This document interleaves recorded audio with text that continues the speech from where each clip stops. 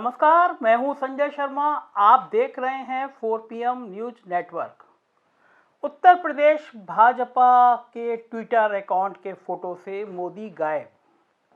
नई नई चीज़ें, नए नए खुराफाते, नई नई किस्से उत्तर प्रदेश में आ रहे हैं सामने। हर 4 घंटे बाद एक बड़ी खबर आती है, चर्चा होती है, राजनीतिक कानाफूसी शुरू हो जाती है। उत्तर प्रदेश में सब कुछ ठीक ठाक नहीं चल रहा। आज उत्तर प्रदेश भारतीय जनता पार्टी ने कुछ ट्वीट किए हैं। 1 घंटे पहले 6 बजे, मैं 7 बज रहे हैं इस समय जिस समय मैं ये वीडियो बोल रहा हूँ, 6 बजे नमामि गंगे का एक फोटो लगा के, फोटो का पोस्टर है, वो पोस्टर लगा के भारतीय जनता पार्टी के वेरीफाइड ट्विटर अकाउंट से फोटो ट्वीट होता है और उसमें नरेंद्र मोदी गायब होते हैं। उसमें मुख्यमंत्री योगी आदित्यनाथ होते हैं, केशव मौर्य होते हैं, स्वतंत्र देव सिंह होते हैं, दिनेश शर्मा होते हैं, मगर मोदी नहीं होते।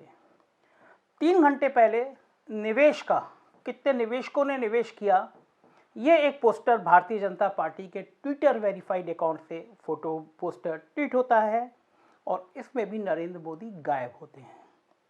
5 घंटे पहले कोरोना को लेकर कि कोरोना ने, सरकार ने कितनी बढ़िया काम किया है, एक पोस्टर फिर ट्वीट होता है और उसमें नरेंद्र मोदी गायब होते हैं। 7 घंटे पहले फिर कोरोना का एक पोस्टर ट्वीट होता है और हर बार की तरह नरेंद्र मोदी इसमें गायब होते हैं। इन चारों में जो चेहरे होते हैं वो योगी आदित्यनाथ होते हैं, वो स्वतंत्र देव सिंह होते हैं, वो केशव मौर्य होते हैं और वो दिनेश शर्मा होते हैं।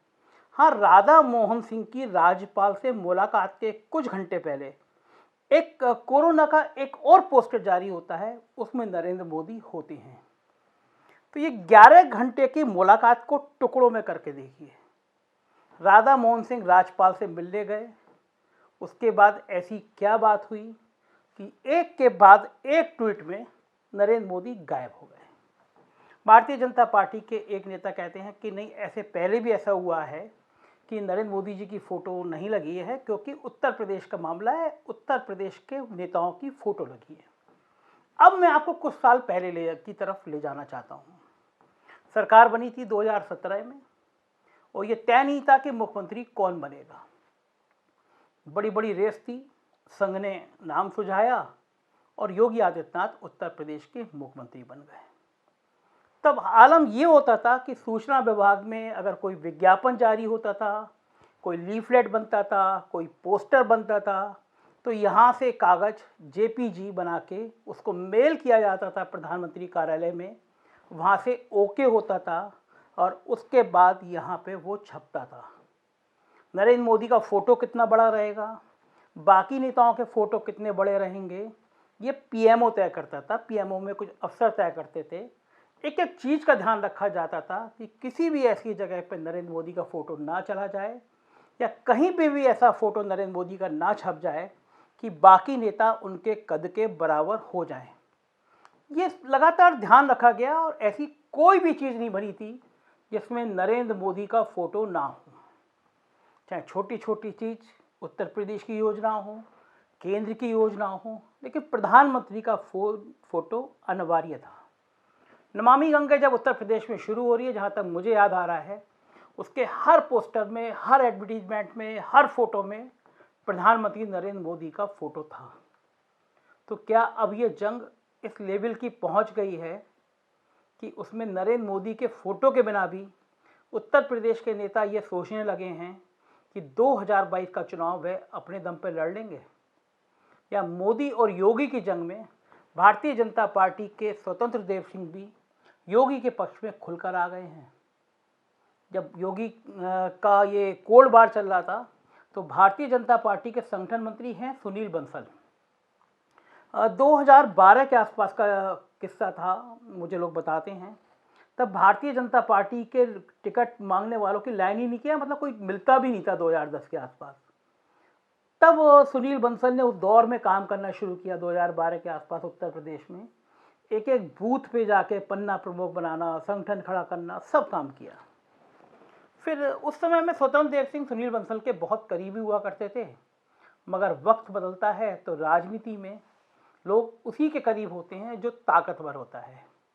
तो बीजेपी के अंदर जो चर्चा चलती हैं उसके हिसाब से स्वतंत्र देव सिंह ने पिछले दिनों में सुनील बंसल की जगह मुख्यमंत्री का दामन थामना ज़्यादा ठीक समझा। और मैं इसलिए बता रहा हूँ कि सुनील बंसल की जगह मैं योगी आदित्यनाथ का जिक्र इसलिए कर रहा हूँ कि बीजेपी के निचले स्तर से बड़े स्तर तक के किसी नेता से पूछ लीजिए, अगर वो आपका दोस्त होगा, अगर वो आपको व्यक्तिगत जानता होगा, तो ये जरूर बताएगा आपको कि दोनों के बीच में रिश्ते अच्छे नहीं हैं। आपने मेरे साइड वाली विंडो में देखा ही था कि किस तरह लाइन लगा के बीजेपी के ट्विटर अकाउंट से नरेंद्र मोदी का चेहरा गायब है।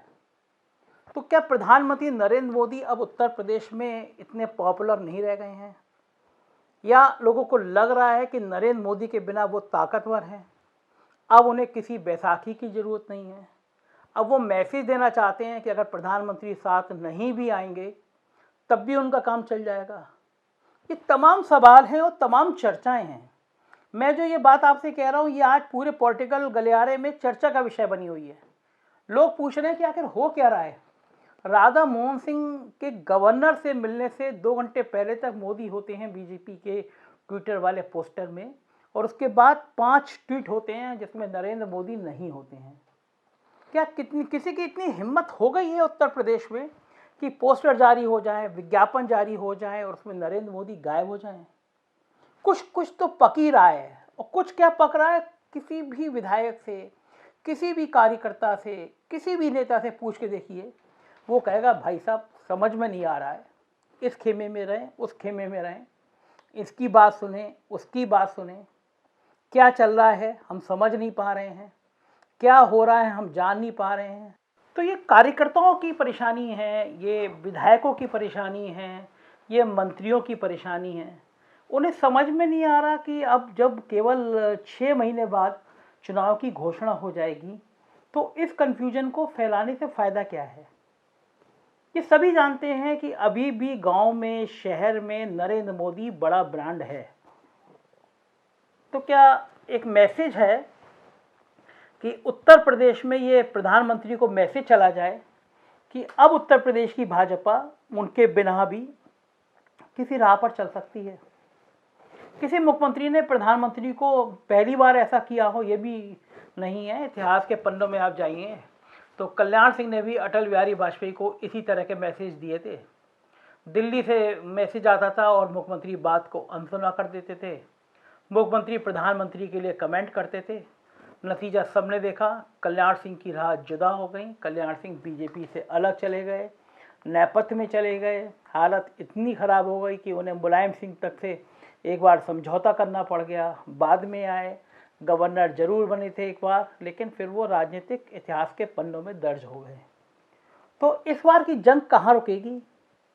क्या बिना मोदी के फोटो के, क्या बिना मोदी के भाषणों के, क्या बिना मोदी की विचारों के भारतीय जनता पार्टी सक्षम होगी? और ऐसे दौर में कि जब ये चर्चा बनी गई है, सोशल मीडिया पे फैल गई है, कार्यकर्ताओं के बीच में फैल गई है कि दिल्ली दरबार और उत्तर प्रदेश के दरबार में सब ठीक नहीं चल रहा, तो क्या ज़रूरत है ये सब करने की? अगर एक फ़ोटो प्रधानमंत्री का जैसे पहले लगता था नमामि गंगे में, वैसे पहले ही ऊपर अगर लगा होता तो क्या खराब हो जाता? भारतीय जनता पार्टी के, मुझे नहीं लगता, मैंने कुछ राज्यों के और मुख्यमंत्रियों के ट्विटर अकाउंट और पार्टी के ट्विटर अकाउंट देखे थे कि जहां बिना प्रधानमंत्री के फोटो के कहीं कोई पोस्टर लग रहा हो, फोटो लग रहा हो। तो प्रधानमंत्री को लेकर जब भारतीय जनता पार्टी शासित जितने राज्य हैं वहां पे जिन नियमों का पालन हो रहा है, उत्तर प्रदेश उससे अलग क्यों हो रहा है? मतलब जंग जारी है ना। अब ये जंग तब जारी है जब चुनाव सिर पर है। और रास्ता क्या है? इस लड़ाई का रास्ता क्या है? राधा मोहन सिंह के राज्यपाल से मिलने के बाद कुछ बदला है क्या? और सबसे बड़ा सवाल ये है कि भारतीय जनता पार्टी का कोई भी ट्वीट, कोई भी फोटो, कोई भी मैसेज क्या बिना बड़े नेताओं से पूछे ट्वीट हो जाता होगा? सोशल मीडिया पे इन सब बातों को लेकर चर्चा जारी है।